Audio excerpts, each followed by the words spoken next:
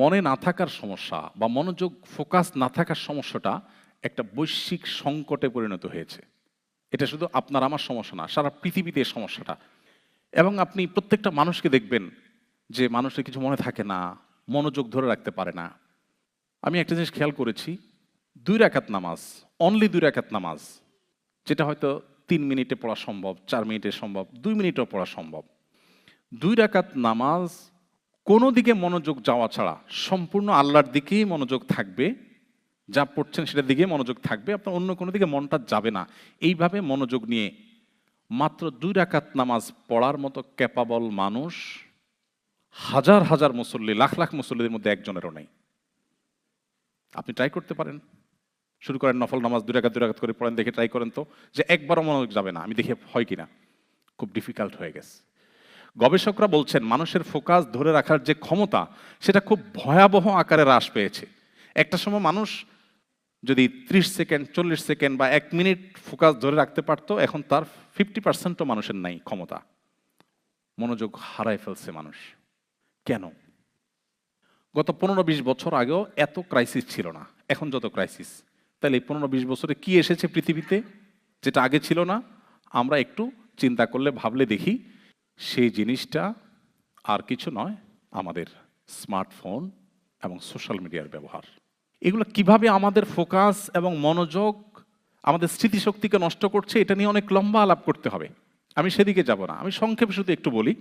আমি নিজে যখন এই সমস্যাটা ফেস করছিলাম, আমার যে প্রোডাক্টিভিটি কোচ, আমার যে মেন্টর, একজন আমাকে ফিজিক্যাল এক্সারসাইজ করান প্রতিদিন, আরেকজন আমাকে সপ্তাহে ১ দিন কয়েক ঘন্টা সময় নিয়ে আমার সারা সপ্তাহের কাজগুলোকে আরও বেশি প্রোডাক্টিভ এবং আরও বেশি আপনার ভালোভাবে করার জন্য আমাকে গাইড করেন। তো আমার সেই প্রোডাক্টিভিটি কোচ বা আমার যে মেন্টর, পার্সোনাল মেন্টর, আমি তাকে বললাম যে আচ্ছা, আমার মনে থাকে না, আমি এক সময় ২০০ পৃষ্ঠার বই পড়েছি, পুরাটা মুখস্থ হয়ে গেছে, আর এখন একটা সন আমি মুখস্থ রাখতে পারি না, নোট ছাড়া কথা বলতে পারি না।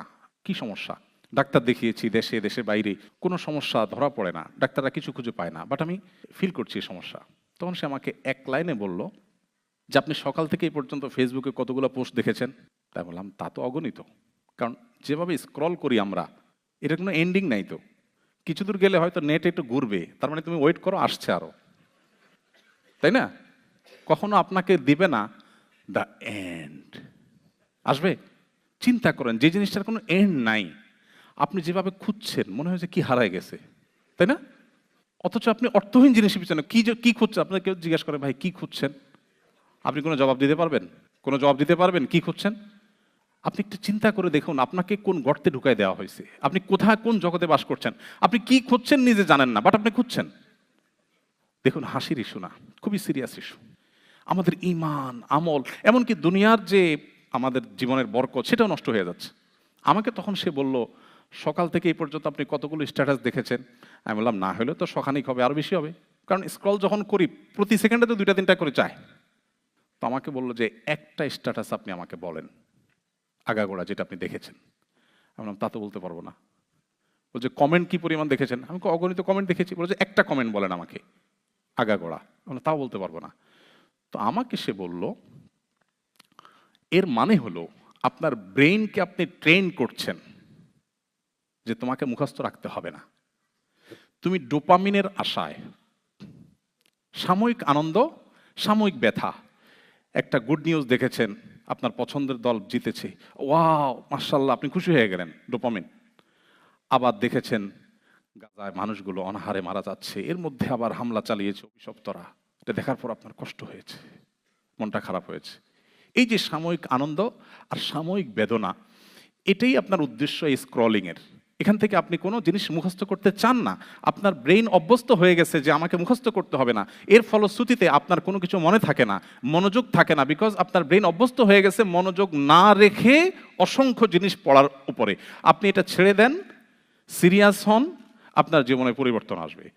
কয়েক মাস হয়েছে আমার মোবাইলে কোনো ফেসবুক, কোনো ইউটিউবের অ্যাপ নাই, আমার অফিসে, আমার বাসায়, আমার কোনো পিসিতে কোথাও নিউজ ফিডে ঢুকার কোনো অপশনই নেই, সেটা এমনভাবে ব্লক করা আমি চাইলেও ঢুকার সুযোগ নেই। আলহামদুলিল্লাহ, আমি ফিল করছি যে আমি অনেক ভালো আছি। আমরা যারা ইবাদত করতে পারছি না, নামাজে মনোযোগ থাকছে না, আমাদের যাদের ফোকাস নষ্ট হয়ে যাচ্ছে, আমাদের বাচ্চারা ধ্বংস হয়ে যাচ্ছে, আল্লাহর শপথ করে বলি এটার প্রভাব সবচাইতে বেশি। আর অনেক কারণ আছে, এটার প্রভাব সবচেয়ে বেশি। আমার 17 বছর 18 বছরের ছেলে, আলহামদুলিল্লাহ, স্টিল নাও তার কাছে কোনো স্মার্টফোন নাই, এবং এটার ব্যাপারে তার কোনো আগ্রহও নাই। তাকে বললেও হয়তো সে বলবে না আমি কি করব।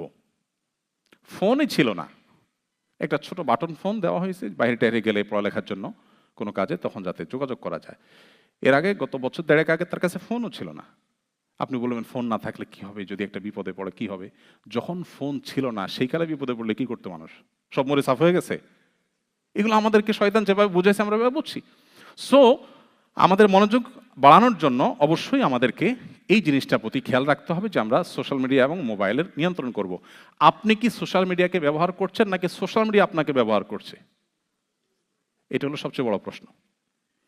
আপনি কি ডাইরেক্ট হয়ে গেছেন নাকি কন্ট্রোল আছে? এটা গুরুত্বপূর্ণ প্রশ্ন। এটা আমাদেরকে শেষ করে দিচ্ছে। অনেক সময় দাওয়াতের কাজের নাম দিয়া ঘন্টাকে ঘন্টা স্ক্রল করছি উদ্দেশ্যহীনভাবে। এটা কখনো একজন মুসলমানের লাইফস্টাইল হতে পারে না, অসম্ভব।